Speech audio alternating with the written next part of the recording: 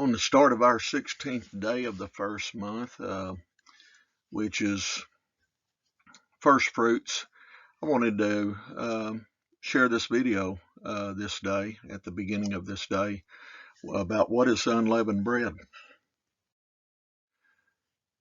And some of the questions I wanted to ask here is, what is the instruction for proclaiming the Feast of Unleavened Bread? What is the Strong's and the Ancient Hebrew Lexicon Bible definition for unleavened bread and its primitive root? What is the etymology for the words unleaven and bread? What are other scriptures which apply the Strong's number for unleavened bread? What is the Strong's Greek definition for unleavened bread? How the renewed covenant scriptures apply the Strong's Greek definition? What does leaven mean scripturally and etymologically? Is there a deeper meaning to proclaiming the Feast of Unleavened Bread for 7 days? Let's take the first question. What is the instruction for proclaiming the Feast of Unleavened Bread? We have in Leviticus 23:6, and on the 15th day of the same month is the Feast of Unleavened Bread. Until Yahuwah, 7 days ye must eat unleavened bread. Exodus 12:15, 7 days shall you eat unleavened bread. Even the first day ye shall put away leaven out of your houses, and whosoever eateth leavened bread from the first day until the 7th day, that soul shall be cut off from Israel. Exodus 23:15, thou shalt keep the feast of unleavened bread. Thou shalt eat unleavened bread 7 days, as I commanded thee, in the time appointed of the month Abib. For in it thou camest out from Egypt, and none shall appear before me empty. Exodus 34:18, the feast of unleavened bread shalt thou keep. 7 days thou shalt eat unleavened bread, as I commanded thee, in the time of the month Abib. For in the month Abib thou camest out from Egypt. Numbers 28:17, and in the 15th day of this month is the feast. 7 days shall unleavened bread be eaten. And then lastly, we have Deuteronomy 16:3, thou shalt eat no leavened bread with it. 7 days shalt thou eat unleavened bread therewith, even the bread of affliction, for thou camest forth out of the land of Egypt in haste, that thou mayest remember the day when thou camest forth out of the land of Egypt all the days of thy life. So my thoughts on this is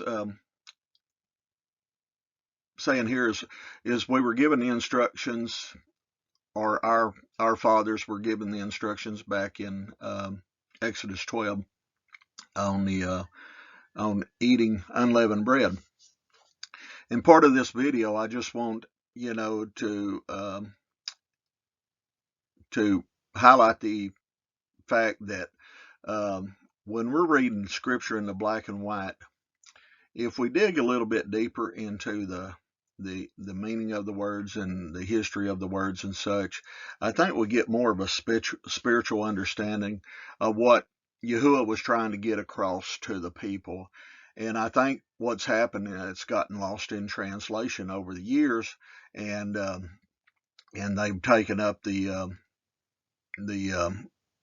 man's traditions and such and made unleavened bread. If you just research the Jewish festival of Passover and look at what the modern day Jews do today, it's all about a physical tradition, and the whole part of removing leaven from your house and such, and making the matzah bread and such. It's they do these traditional things, and it's not much unlike the traditions of men in a lot of the man-made holidays out there. So what I believe has happened, and again, you can agree with me or not agree with me, but I believe what has happened is Yahuwah was telling us spiritually how to worship him and how to journey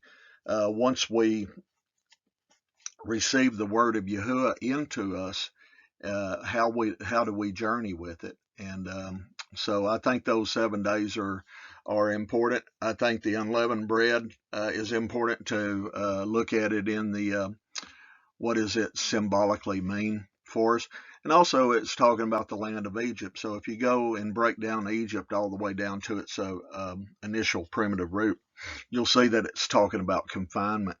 So that was all of us at one time as we got to know Yahuwah and his word, which his word is the Messiah. It's that same word that was spoken to the fathers back in the Torah, the word of Yahuwah. That's the same word that came in the flesh for us and to renew the covenant the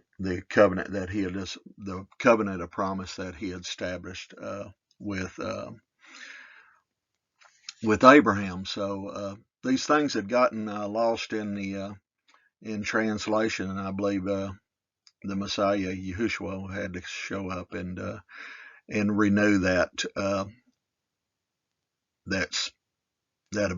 type of worship instead of this dogmatic approach of worship. And myself and my wife Tanya, we've traversed. It's been several years that we haven't physically went into our house and cleaned out all the baked goods or anything that had yeast in it. We were down to the point of reading labels, and there's even some liquid drinks that have yeast in it. So we were to that point, and I think that's part of our journey in getting to know Yahuwah is we start off with that in this physical sense that we do these things. And so I believe that's how Yahuwah works inside of us. So he takes something that was that we do physical, and as we grow in his word, we start seeing the symbology of the way he actually meant for us to remove the leaven out of our houses and to eat unleavened bread for this 7-day period of time. So this is today is not only first fruits for us, but it's the second day of unleavened bread. So carry on. What is the Strong's and the Ancient Hebrew Lexicon Bible definition for unleavened bread in its primitive root? All right, we got Strong's 4682, Strong's Hebrew 4682. We got matzah. It's from 4711 in the sense of greedily devouring for sweetness, properly sweetness. So just want to keep that in mind. Properly sweetness is what matzah is. Concretely sweet, that is not soured or bittered with yeast. Okay. Again, we can look at this not literally, but spiritually or symbolically.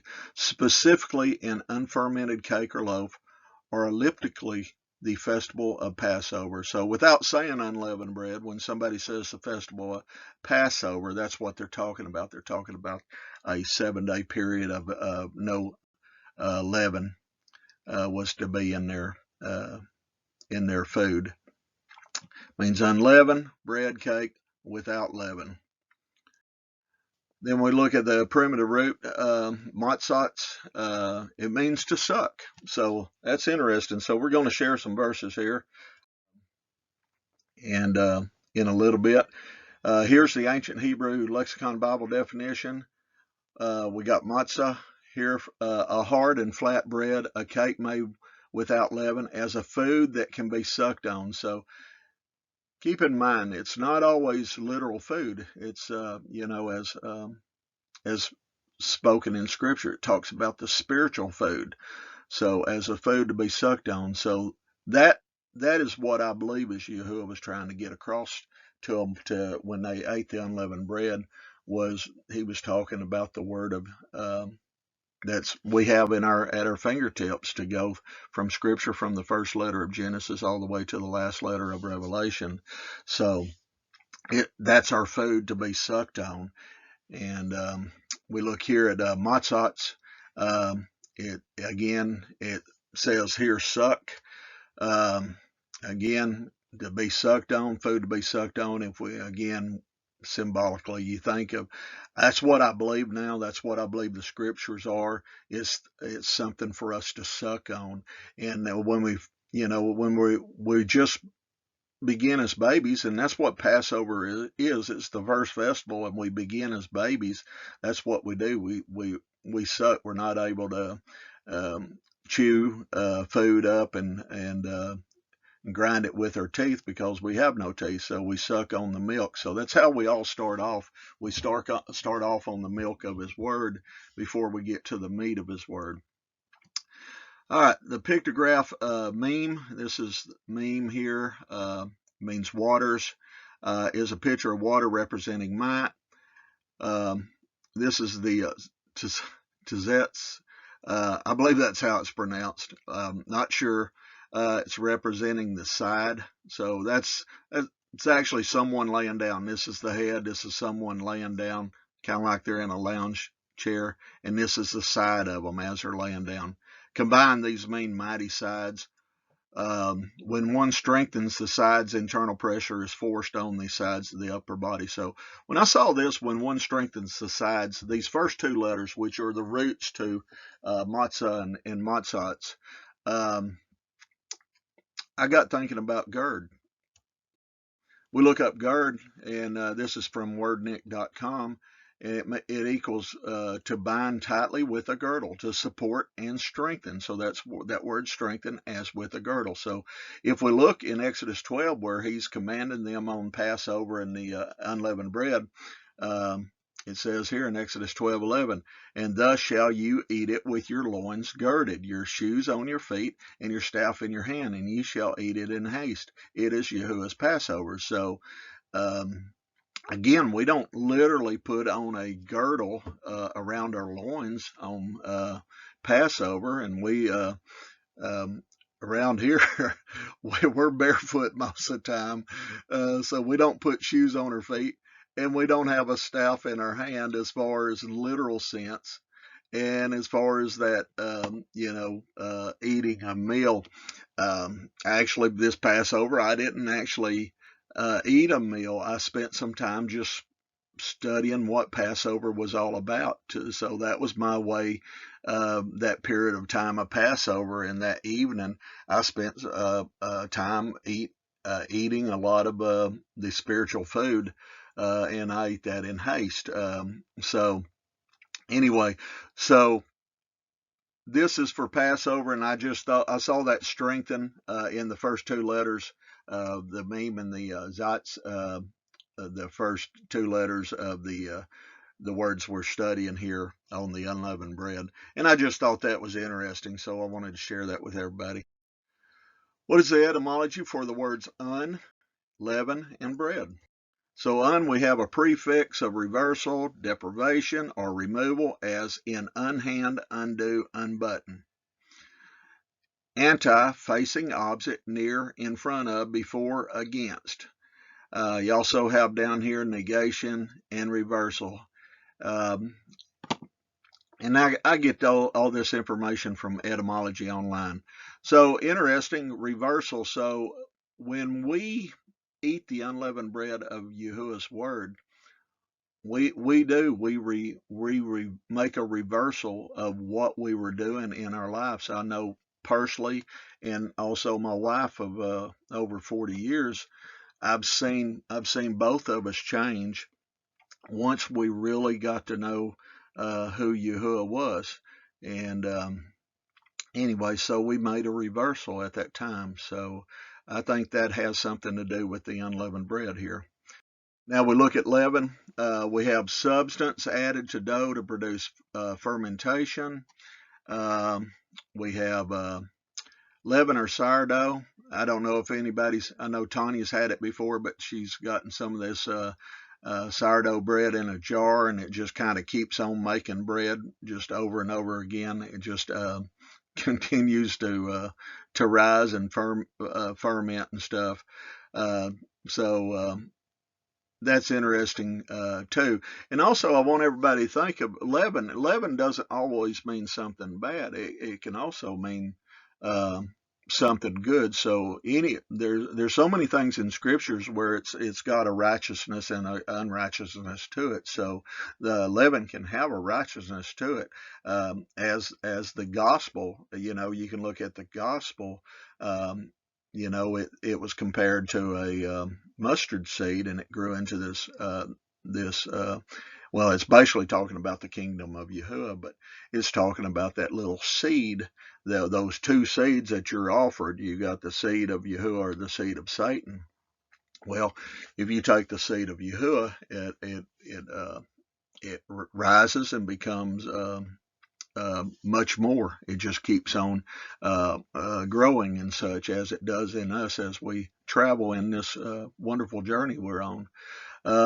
Also, it means has a meaning of alleviation, mitigation, means of lifting, something that raises. So just like we can raise up ourselves. I know I've had some prideful times. I still do, to a sense. I have some pride in me that I'm still working to get out.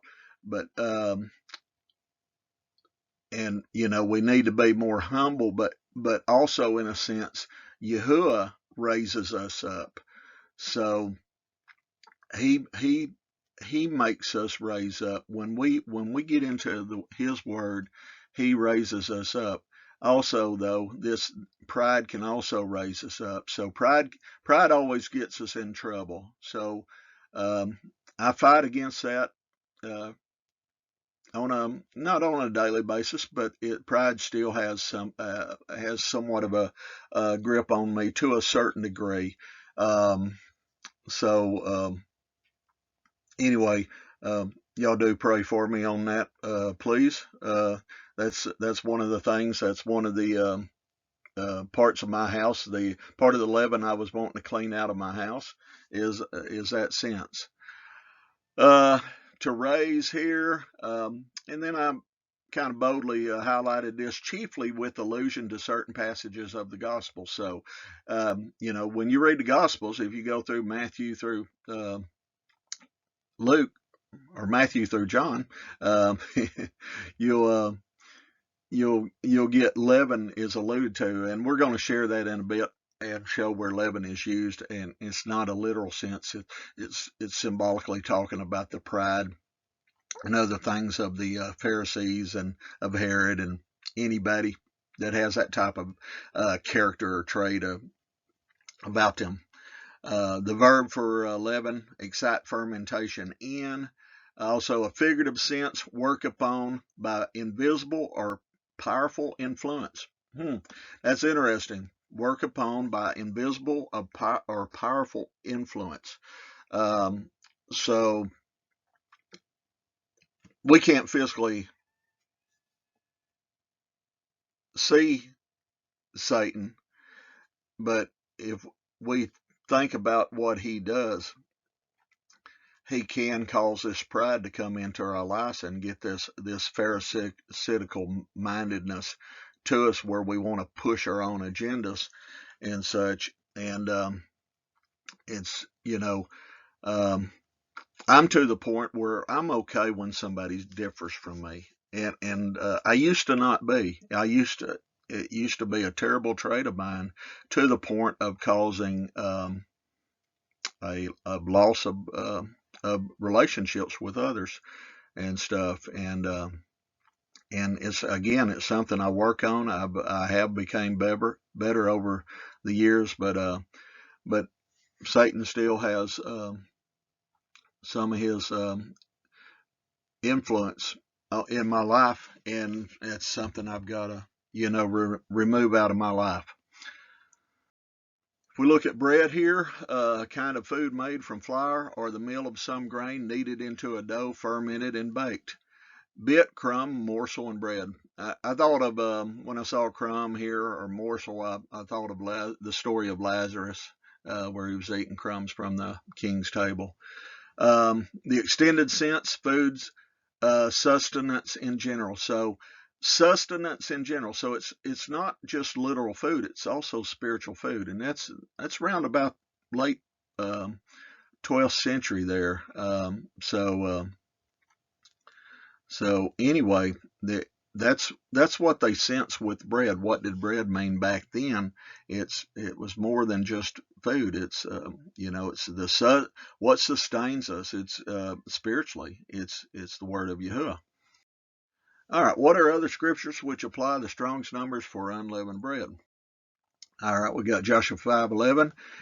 And this is them just crossing over the Jordan, and a few days later, they had Passover, and they did eat the old corn of the land on the morrow after the Passover, unleavened cakes and parched corn in the self same day. So a lot of these verses, reading them straight out, it looks like this is the literal sense of what they were doing, and I don't believe it is. I think there's a spiritual sense to what Yahuwah was telling him, and these are like metaphorical stories here, and that's just where I'm at, guys. I mean, if you're not there with it, I'm okay with that, but this is just where I'm at with it. Judges 6:19 and 20 to 21, and Gideon went in and made ready a kid and unleavened cakes of an ephah of flour. The flesh he put in a basket, and he put the broth in a pot, and brought it out unto him under the oak, and presented it. And the angel of Elohim said unto him, Take the flesh and the unleavened cakes, and lay them upon this rock, and pour out the broth, and did so. And then the angel of Yahuwah put forth the end of the staff that was in his hand, and touched the flesh and the unleavened cakes, and there rose up fire out of the rock, and consumed the flesh and the unleavened cakes. Then the angel of Yahuwah departed out of his sight. So here, this story, even it's a pretty elaborate story. So I start looking at a lot of these other words and see what their original meanings was. Just like we're looking at unleavened bread, I want to always. So I would challenge anyone. All these studies, there's no way I could ever cover everything on any subject matter, and for one thing, I'm not perfect by any means. I make mistakes constantly, and but when everyone has time, I would suggest going and looking in these verses where you question, man, that's kind of a neat story, or that's kind of when you think about some of the other commands that were given to them, or some of the things that were done, that you go break down some of those words and get to the deeper root meanings of them. It's not always what you think it is, and it gives you more of what Yahuwah was really trying to convey to us by telling the stories in this way. We got 1 Samuel 28:24, and the woman had a fat calf in the house, and she hasted and killed it, and took flour and kneaded it, and did bake unleavened bread thereof. We got 2 Kings 23:9. Nevertheless, the priests of the high places came not up to the altar of Yahuwah in Jerusalem, but they did eat of the unleavened bread among their brethren. Okay. Ezra 6:22. And Ezra is always it's a great book, because they really had lost what Yahuwah had commanded them to do, their forefathers. So in Ezra, they're learning the rules and the instructions, or of how Yahuwah intends for us to try to journey in our life through this physical body here. They lost a lot of that. So Ezra is an awakening to a lot of them here. So and kept the feast of unleavened bread 7 days with joy, for Yahuwah had made them joyful, and turned the heart of the king of Assyria unto them, to strengthen their hands in the work of the house of Elohim, the Elohim of Israel. Then we got Ezekiel 45:21. In the first month, in the 14th day of the month, ye shall have the Passover, a feast of 7 days. Unleavened bread shall be eaten. So that's Ezekiel 45:21. Then we got 2 Chronicles 30:13. This is very interesting, and this is something that I learned about 3 years ago. It was about the second Passover. I'd read over this scripture two or three times, and never caught on to what it was saying until you slow down and start doing a little bit deeper dive. So 2 Chronicles 30:13, and there assembled at Jerusalem much people to keep the feast of unleavened bread in the second month, a very great congregation. So the Feast of Unleavened Bread in the second month. So if you go, I think it's Numbers maybe 9:11. Don't hold me to that. But anyway, go take a look. I'm going to do another Forgotten Festival video that I've done before. It's very there's a lot of witnesses to a lot of different things there. But speaking of the second month, because we've already began our first month, I know there's a lot of folks, and even some of my great friends are or have yet to keep their month of Abib. They're in a 13th month currently on their calendar. So I just wanted to provide a couple more witnesses for a 13th month here. It's from stellarium.com. This is May the 6th, 2023. Now, I just went to Jerusalem to get this stellarium shot. This is at the beginning of the new moon day. And as you can see here, the end of Virgo, the woman which holds the Abib in her imaginary hand. but anyway, we got Libra here, which is the second constellation of the zodiac. Now, I find it interesting. We are commanded not to, to worship or worship any of these things, but to use them as a clock, as Genesis 1.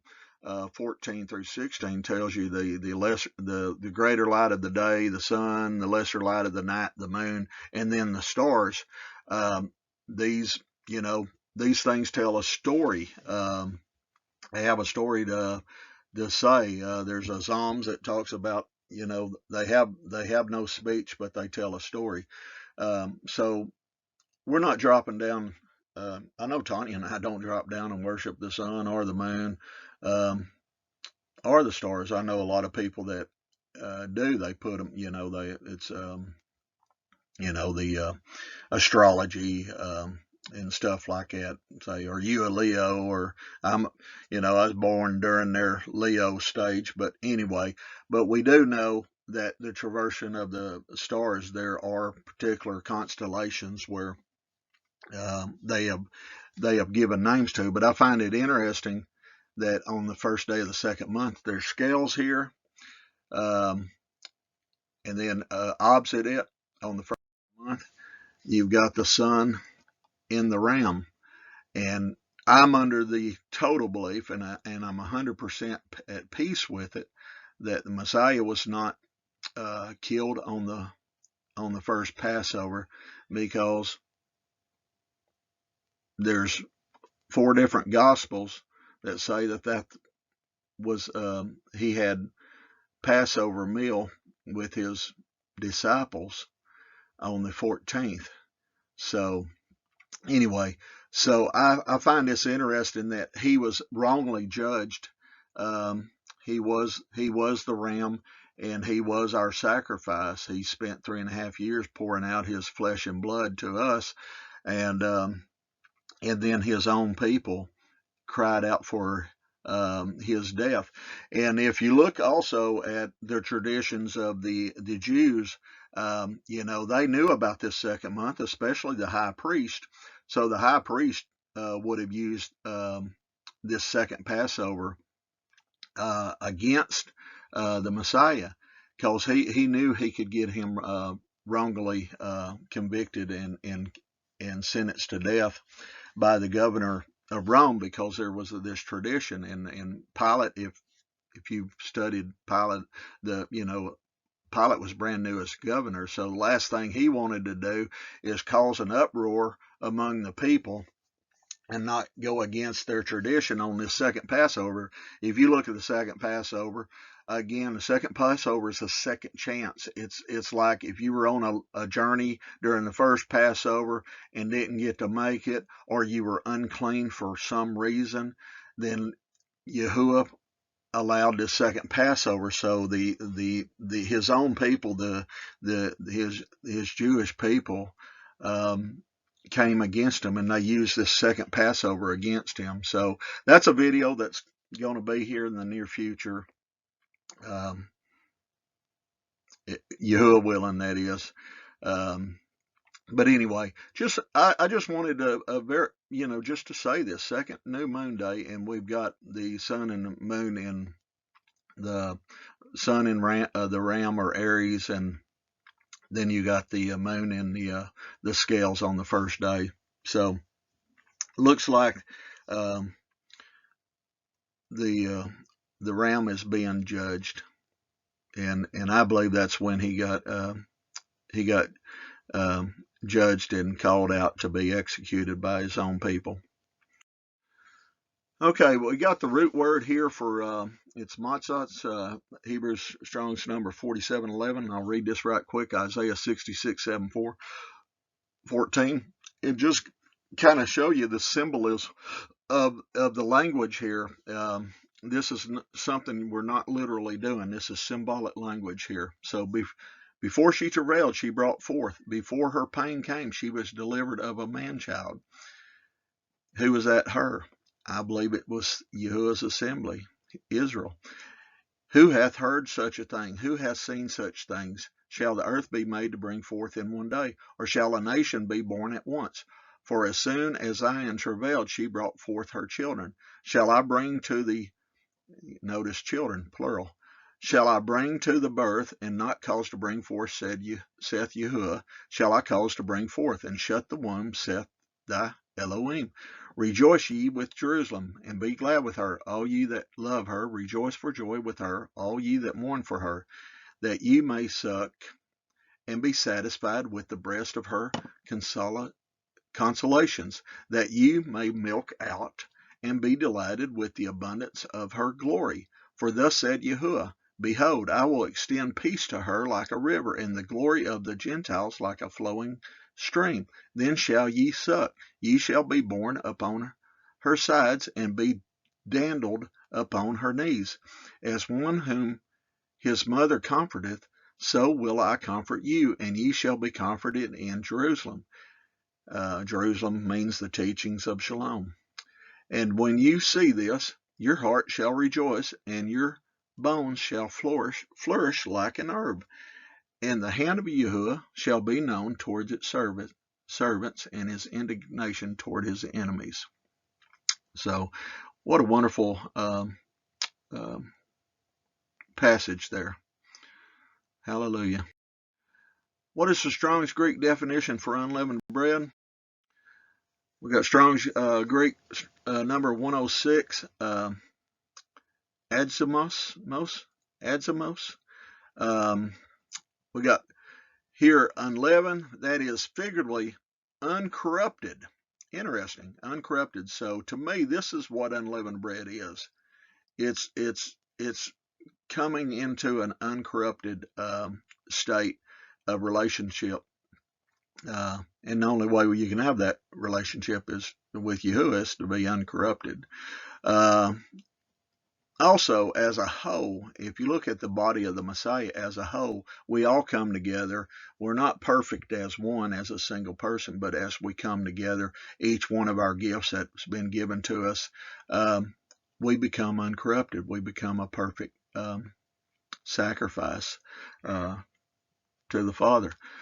By implication, the Passover week, again, it says unleavened bread. So these figurative sense, when you study anything, take a look at the figurative sense of things, and then kind of reread the verse and see what the gist that it gives you. I think you'll be pleasantly surprised. How the renewed covenant scriptures apply the Strong's Greek definition. We got Mark 14:12, and the first day of unleavened bread, when they killed the Passover, his disciples said unto him, where wilt we go and prepare that thou mayest eat the Passover? Okay, so we got that in Mark. Then we got Luke 22:7.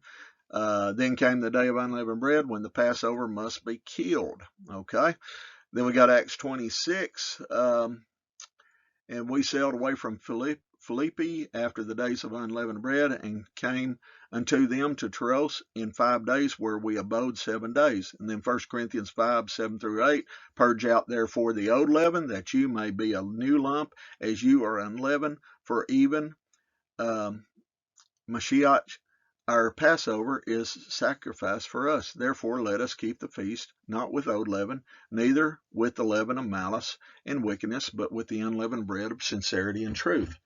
So we got these two verses here. This is approaching. This is right before. This is the year that the Messiah was killed. But as you see here, they were keeping Passover, and the only way to keep Passover would be to keep it on the 14th day at evening. So this was the 14th day, which day happens before evening based on the cycle of the day in Genesis 1. If you go read the 6 days of, that are mentioned in there, it all cycles. It's actually daylight first, and then it becomes evening in the morning. So your first day of unleavened bread would be the day of unleavened bread, and Passover would be when the sun went down later at evening. So this is witness of Yahushua, Messiah, and his disciples proclaiming unleavened bread.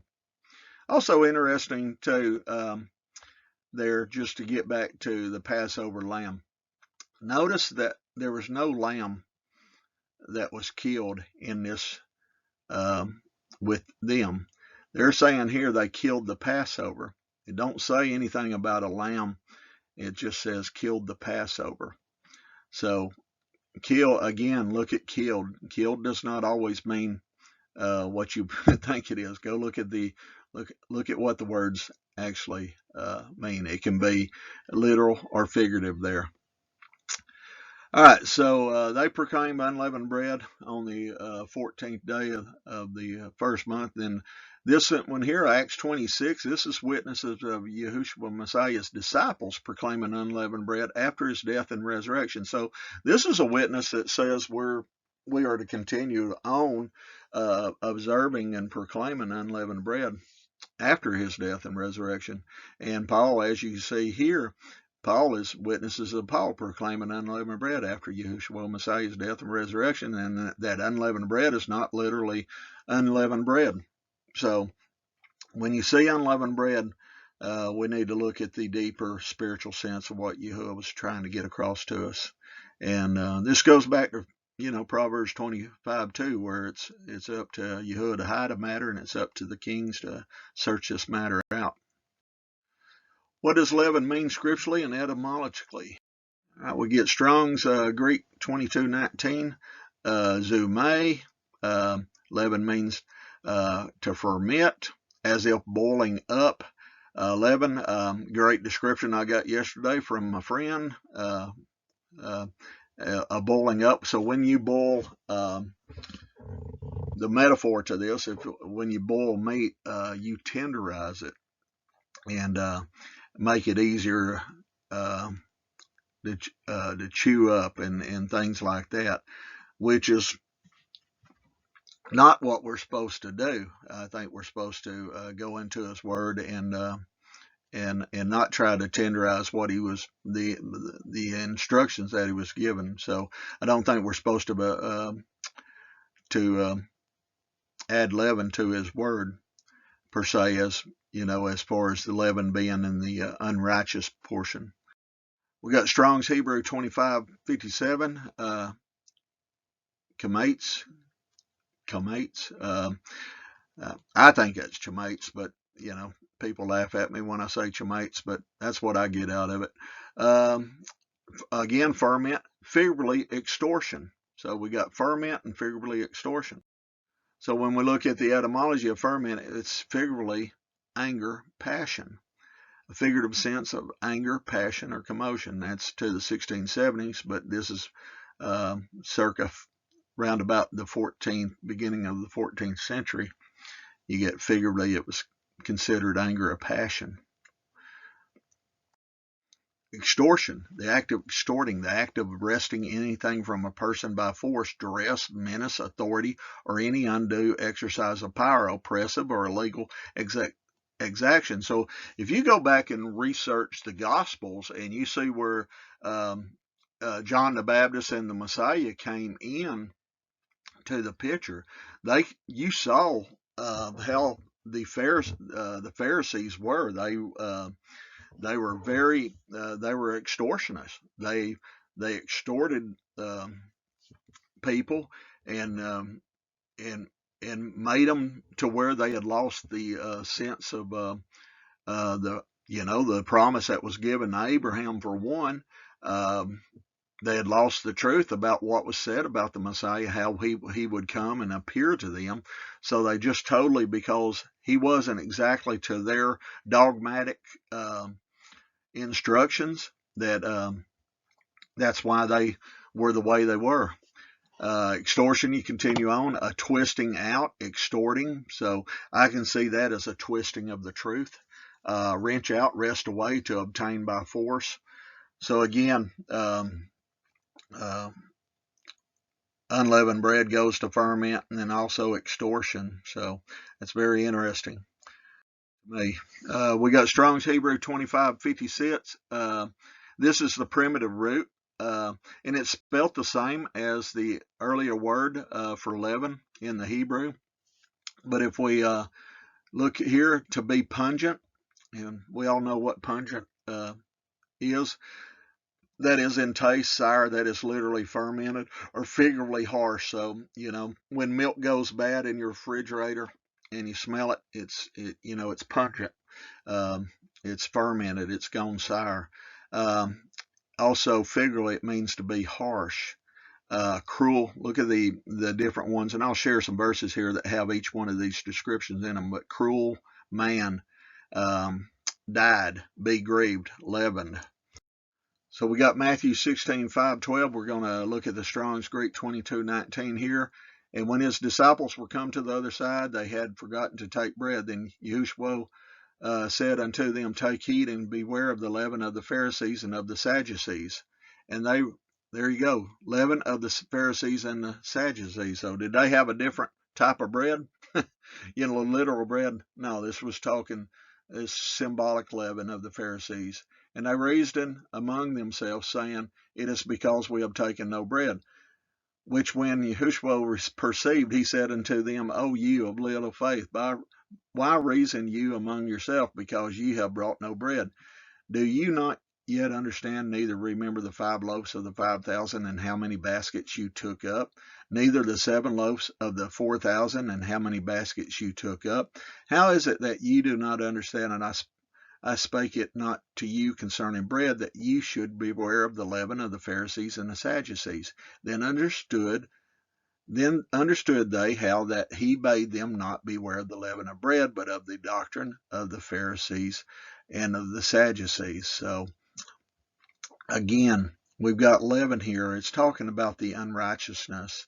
They're man-made doctrines, and this is what these guys were all about, and this is what this world is all about. If you look at the Catholic religion and all the harlot churches that have are sucking on the breast of the harlot church, which I grew up in one. I grew up in the Baptist church, and they're heavily influenced by the Catholic Church. They hold to the traditions of the Catholic Church. The ancient Roman festival of Saturnalia, they converted it into what they call Christmas, where they celebrate the birth of the Messiah at the darkest part of the year. Ask yourselves, would Yahuwah ever bring his son into this world at the darkest part of the year? Absolutely not. There's a special time. That's another video. I've already shared a video where I believe that there's signs in the heavens that showed when John the Baptist and the Messiah were born. I won't go into it, but it might be a video in the future, Yahuwah willing, to do that. But as you can see here, guys, the Messiah is the word of Yahuwah. If you go to John 1, that's telling you that's the word. So Yahuwah actually took his word that he spoke, and he was able to bring that form into the flesh. And anything we speak, we're the father of what we speak. So when we speak something out of our own mouths, we're the father of it. So those words can also be considered son or building. If you look up the Hebrew word for son. It's ben. It means a building. So we build something. You can build a story with words. So this is what Yahuwah, he took his word, turned them into our salvation, anointed him to be our Savior, and which when he anointed, that's when he became the Mashiach, because he was anointed to be our Savior and such. So anyway, I won't go again. I can you can get into these fractal patterns and get off base, but I want to get back on to the leaven here. Mark 8:15, and he charged them, saying, take heed, beware of the leaven of the Pharisees and the leaven of Herod. So again, not only Pharisees, but the fake Jew, Herod. Herod wasn't a Jew. He just happened to marry a Jewish woman, and he called himself. So that's how he got the Jews to accept who he was. But he had, it's not talking about they had bread with them, you know. It was talking about their ways, their unrighteous ways. As you can see here, if you look back to verse 12, the doctrine of the Pharisees and the Sadducees. So it's all these unrighteous doctrines. I mean, I just made my first visit to a church. I haven't been inside of a church building, but I just wanted to see if the worship had changed over the last 22 years, and it hasn't. It's still milk. There's no meat. I see no meat of what they're teaching and such. I was praying and hoping it would be much more, but it wasn't. So anyway, so it's just this, and it's because they get led by the beast out of Rome, and they get influenced by them. So this is, Rome. You look at Rome. I mean, look at the papacy. Man, what a lot of leaven they have. Luke 12:1. In the meantime, when there were gathered together an innumerable multitude of people, insomuch that they trode upon one another, he began to say unto his disciples, first of all, beware ye of the leaven of the Pharisee, which is hypocrisy. So there's some leaven right there. It's being a hypocrite. Okay. Saying one thing and doing another. And I think the Messiah, he called them out on there in different verses. He says they'll say one thing but do another. 1 Corinthians 5:6, your glorifying is not good. Know ye not that a little leaven leaveneth the whole lump? So this is Paul writing to the Corinthians here, and such, and he's talking about glorifying. That's I believe he was talking about they were glorifying themselves and putting themselves up on a pedestal. Know ye not that a little leaven leaveneth the whole lump? So, stay away. Stay away from those character traits, those type of animals. Stay away from them. Don't eat from them don't eat those type of animals there. Galatians 5:9, a little leaven leaveneth the whole lump. Again, he's reiterating that this is not talking about. He's not talking about literal leaven. He's talking about these unrighteous doctrines of people. So I would imagine, just think about the Corinthians and Galatians were not Jewish people. They were considered Gentiles. They were heathens. They were pagans. And anyway, they were because they had changed from their ways, just like we do when we cross over to the other side. They were getting probably attacked, just like I actually got physically attacked. I actually got a black eye for 3 weeks when I first made my change back in the year of 2001, where I stopped keeping Christmas and Easter and some of the other man's traditions out there. I had a family member get totally upset with me, and we fought. And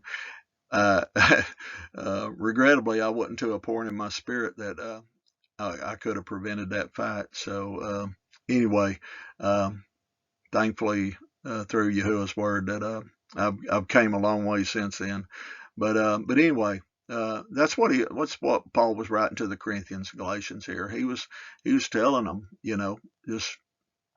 just don't let them back in. You've got them out. You've removed the leaven out of your lives. Don't let them back in. Strong's Hebrew 2556 is applied here for this is leaven. And this is the primitive root to leaven, which is, they're basically those words, chamats. They're spelled identical to each other. Psalm 71:4 here, deliver me, O my Elohim, out of the hand of the wicked, out of the hand of the unrighteous and cruel man. Okay. Hosea 7:1-4. When I would have healed Israel, then the iniquity of Ephraim was discovered, and the wickedness of Samaria.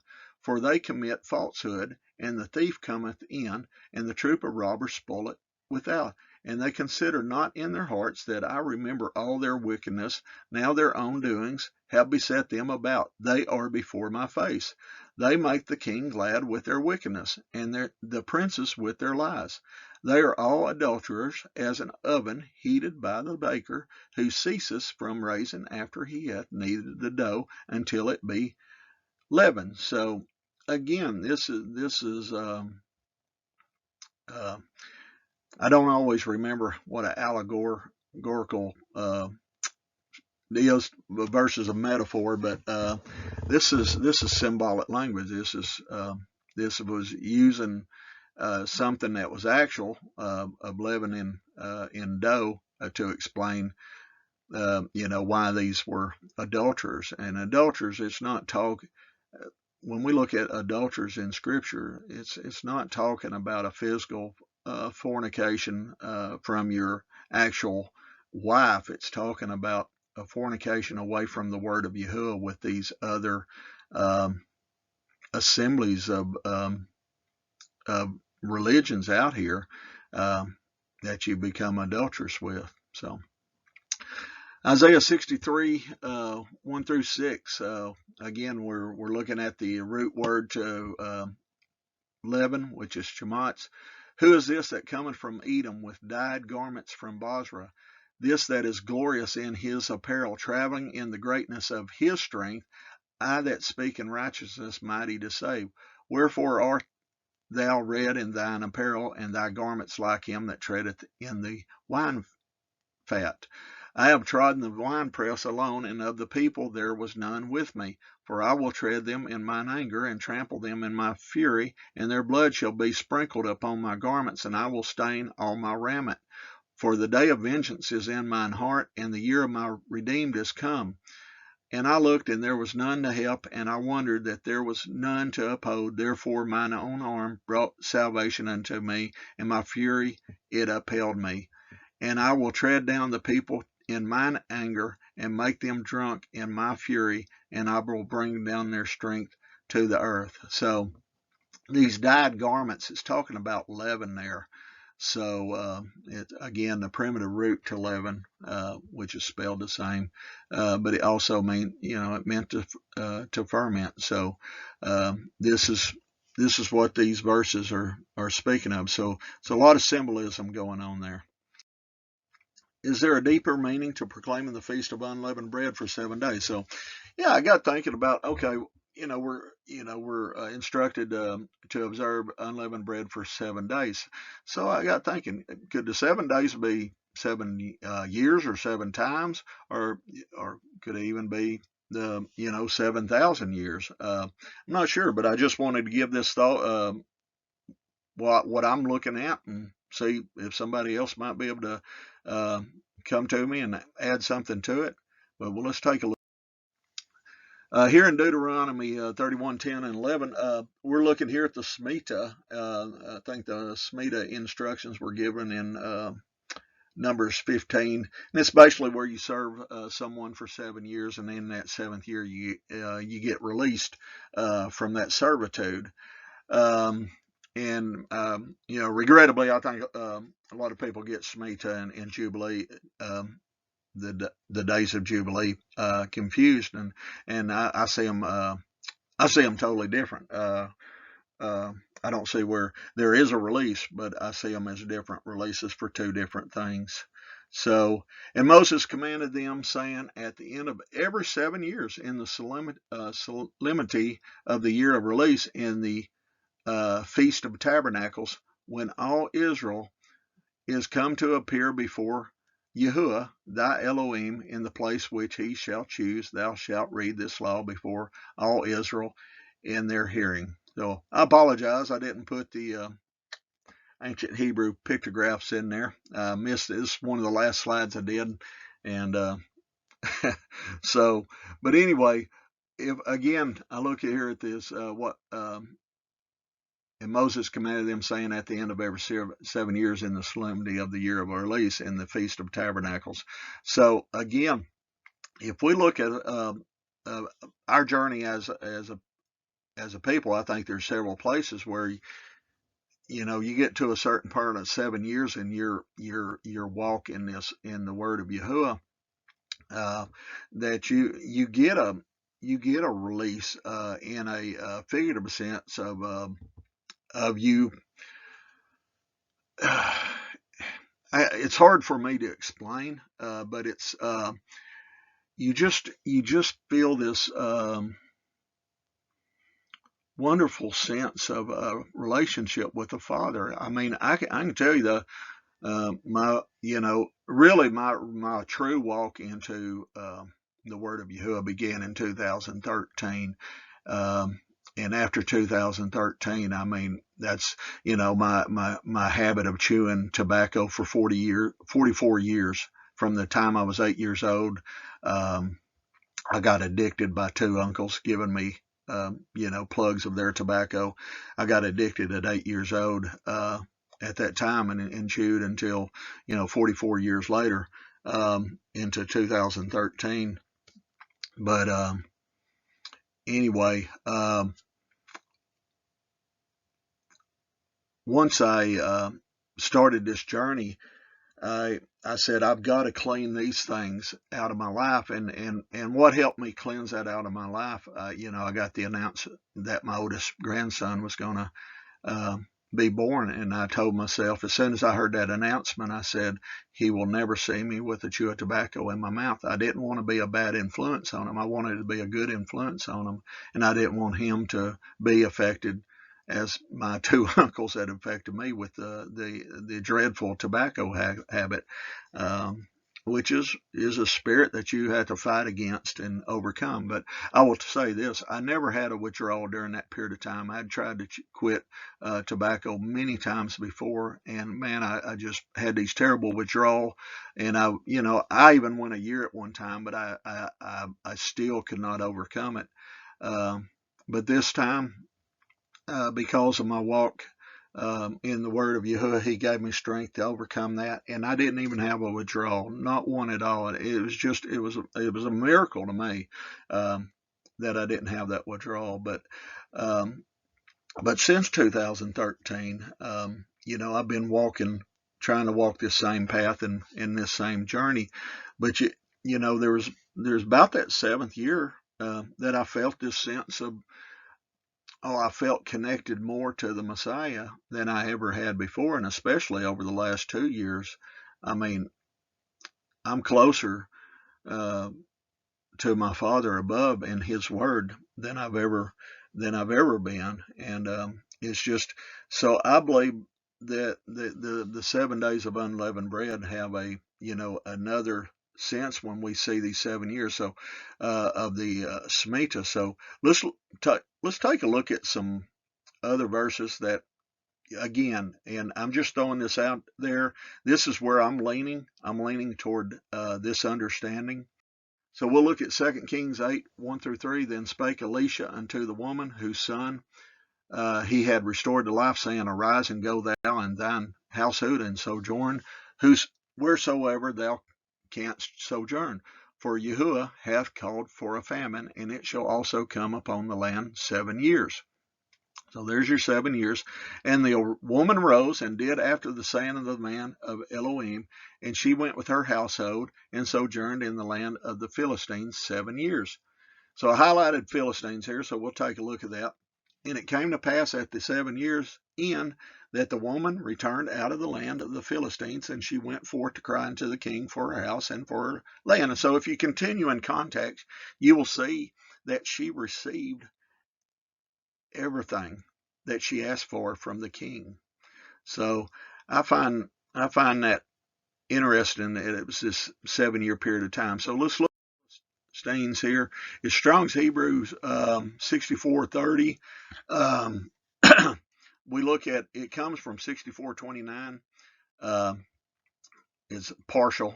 I think they misprinted patriarch. I tried to look up that word, and I said, there's no such word. It went to partial for me. So anyway, but Philistine, let's look at the root, or not the primitive root, but let's look at the, we go a little bit further to it. We've got, it means rolling. That is migrating. So we got something that when we start our journey with Yahuwah, we could be considered rolling or migrating. Look at the etymology for it. Rolling, we got that turns over and over, moving by means of rolling. So anybody that's on this journey, like my wife and I are, we're constantly turning. We're moving. We're going in a direction. We're not getting stagnant or anything. We're constantly moving in His Word. Migration, change of residence or habitat, removal or transit from one locality to another, especially at a distance. So if you look at the Exodus out of Egypt, that story, that was a change of residence and habitat for them. They walked out of Egypt into the wilderness for 40 years. Also, we got here a removal, change of abode, migration, to move from one place to another. So again, we've all of us that have gotten into the Word of Yahuwah, we've been migrating. And so I find it interesting. This lady spent her time in the land of the Philistines, which if you look at what Philistines in Hebrew breaks down to, it talks about rolling and migration. So, and then she got rewarded at the end of them 7 years. So I just find that fascinating out there, and I'd love to get other people's thoughts on it. You can email, everybody's pretty much got my email. You can email me or make a comment on this channel. Genesis 29:18 through 20, we got, and Jacob loved Rachel and said, I will serve thee 7 years for Rachel, thy younger daughter. And Laban said, it is better that I give her to thee than that I should give her to another man. Abide with me. And Jacob served 7 years for Rachel, and they seemed unto him but a few days.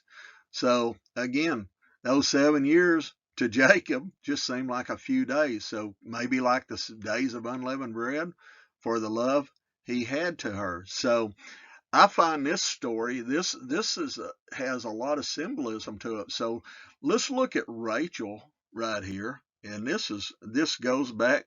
It's going to tie in with migration and rolling too, because what is Rachel? Rachel here we got Strong's 7354 here.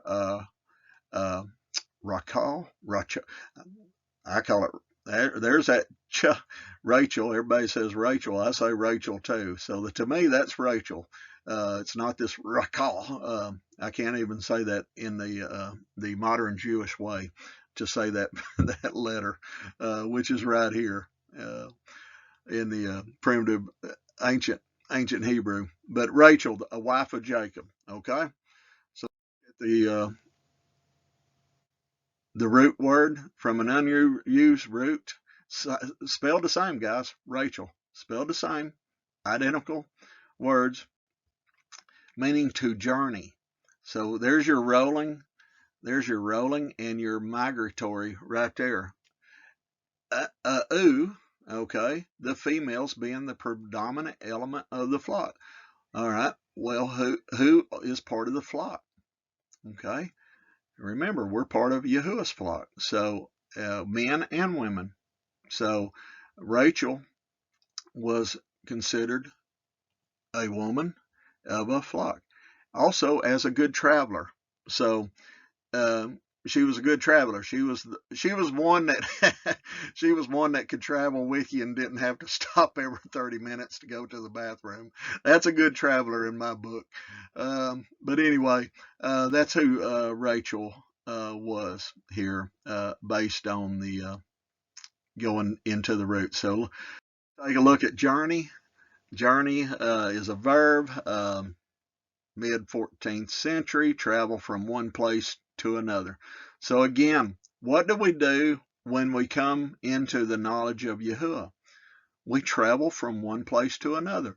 We're in the place of confinement where our minds are controlled by the ways of this world and their religions, and we travel out of that into another place that gives us our the promise, our freedom. Okay, so we break the chains. We travel from one place to another. We journey. Work by day. Again, work by day. You know, what does the Messiah say? If you walk in the night, you fall in a ditch. So night is symbolic of wickedness. So if you work by the day, you work by righteousness. Go, walk, travel. A day's work or travel. Again, a day's work or travel. So this is what we're supposed to be on. We're supposed to be on this 7-year journey. And I think mankind is on a 7,000-year journey. So we're toward the end of getting close to the 7,000th year based on history and stuff. But again, I think the unleavened bread, the 7 days of unleavened bread, has a connection here to these 7-year journey. All right, travel also. There it goes back to journey. To make a journey, originally to toil or labor. So what do we do when we get into the word of Yahuwah? We toil and labor. We get into it and we work. We work for it. You can't find the truth without working for it. If you rely on a man to sit there and tell you what the truth is, and you don't go seek it out first, you're going to fall into a trap there, and that's walking in the night. There to me is you can't do that. You've got to go into a situation where there's multiple people coming together with you, and you're studying together. It's not just one person ruling the roost, as us East Texans, Northeast Texans say.